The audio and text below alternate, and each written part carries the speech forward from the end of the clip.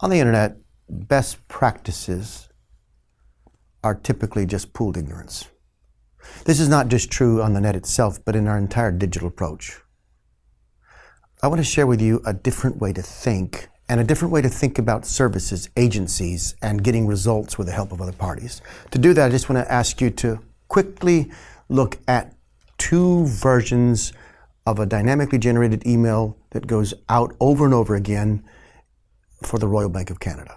We have put it in black and white.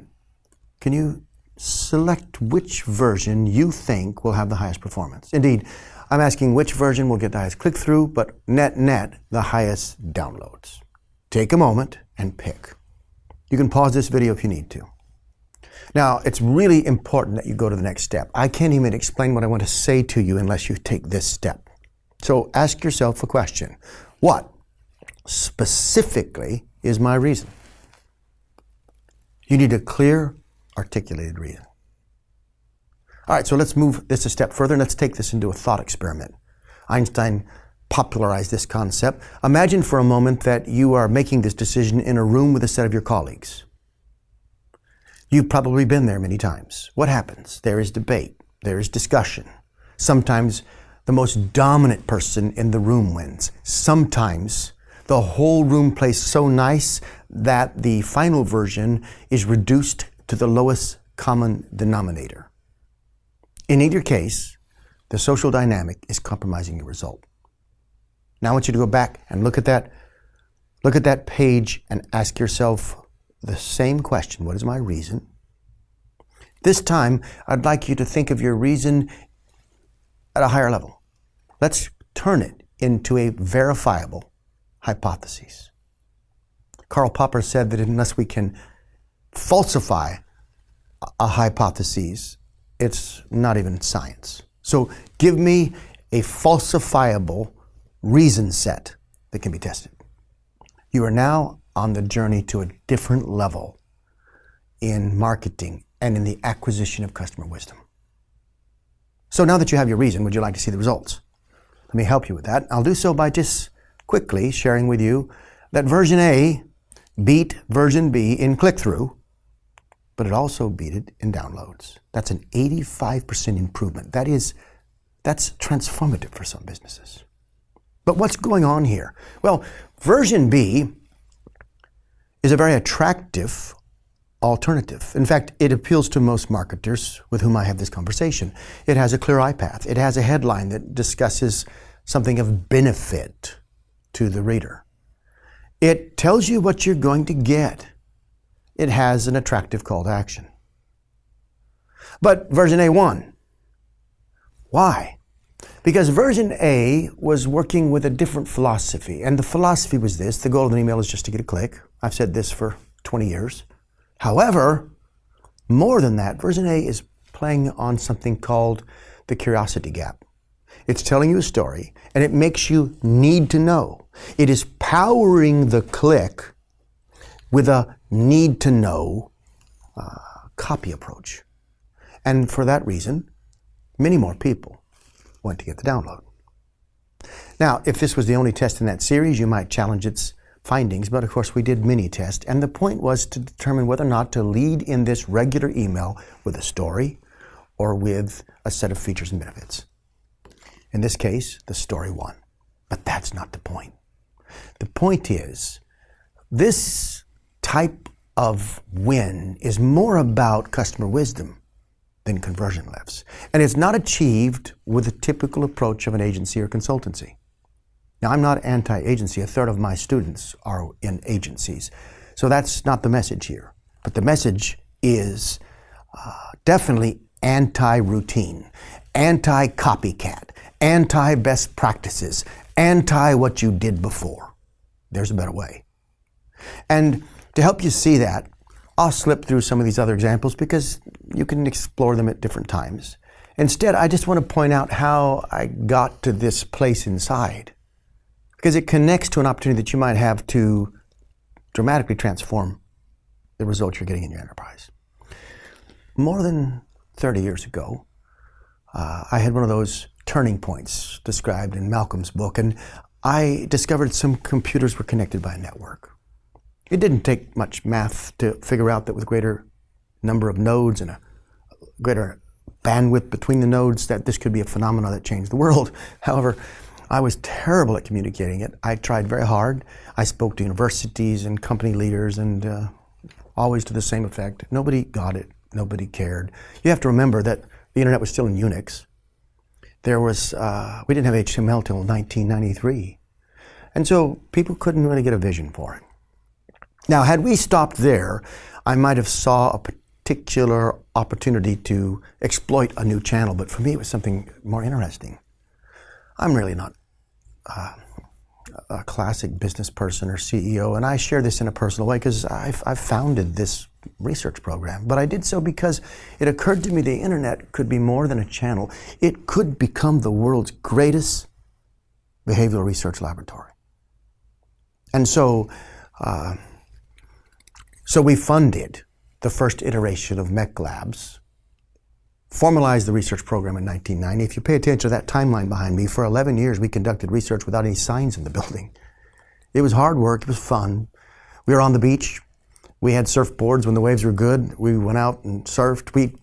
In the earliest days of digital cameras, we had cameras trained on the beach, and when the camera showed us the surf was up, all these young scientists would rush out into the waves. They were good days, but they were formative. In 2001, we published our first research report and grew to nearly 100,000 businesses at that point subscribing to our research briefings. It changed everything for us. Still, we had no business model. But it was in 2002 that we started working with the idea of a research partnership. Not a classic services relationship, but what if we could take our science, team up with the business, expand our learning and knowledge, and pay for the whole thing with more or less found money.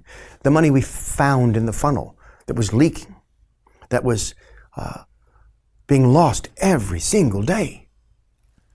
Well, that idea eventually put us into partnership with groups like the New York Times. And working with them, we helped pioneer the digital strategy and released the paywall and drove sustained income, revenue, conversion increases, and learned so much. They were great partners.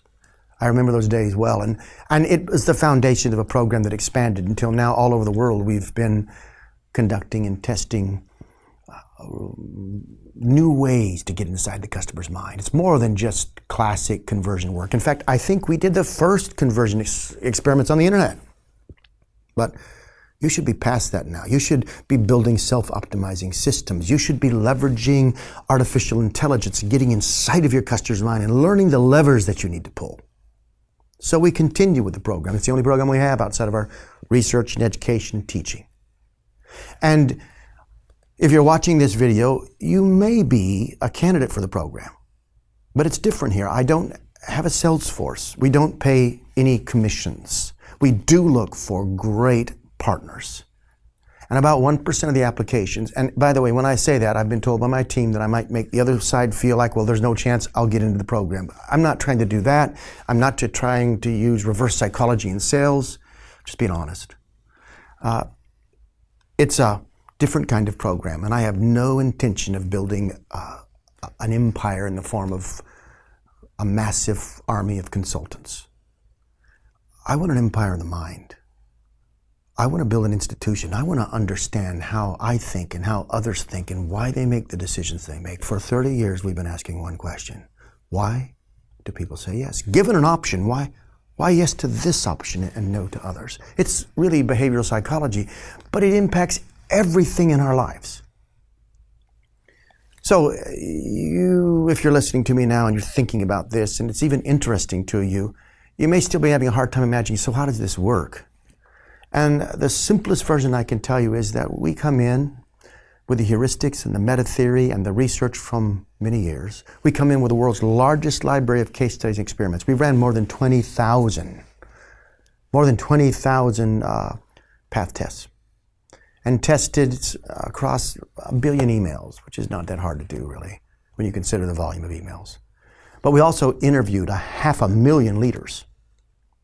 And whether it's subscription or lead generation, or it's e-commerce, we now have the world's largest library, and we use that library and these heuristics and tools to create a research program together that pays for itself with dramatic increases in what I like to call the yes rate. Nobody gets a customer until they earn a yes.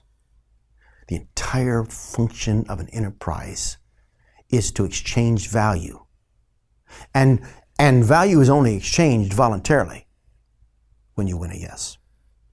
So, to answer the question so common, how does the program work, and can I get into it, and what's different about it, I think it's incredibly different, and it's not right for everyone. And I don't want to push you into a program like this, but if you're listening to this and something inside says, is sort of lights up and feels interesting, then the potential for us to connect and discover a way to build a strong design of experiments that will help you eventually just do one important thing: build a model of your customer's mind, learn how they make decisions, and then tailor your campaigns and your products in such a way as to produce the highest throughput, the highest yes rate, because you've learned to serve them better, because you've learned how they think and especially how they decide. Then we can talk with you about that program and perhaps find a way. I have a very clear agenda. I want to keep learning. I want to finance a research program that will leave a legacy of learning for generations to come. If you have an agenda to drive results, train your team, and learn how your customer thinks, then there could be a meeting of the minds. Either way, if you watch this video and you decide this isn't for me, just know this: if you're part of our community, we're just grateful to have you. We believe in this sort of one-to-one connection and in trying to build some sort of authenticity in how we connect with you, and it matters to us to have you in our community. Just reading our research is rewarding. When your goal isn't to be the biggest, and that's not our goal, then how do you find your satisfaction?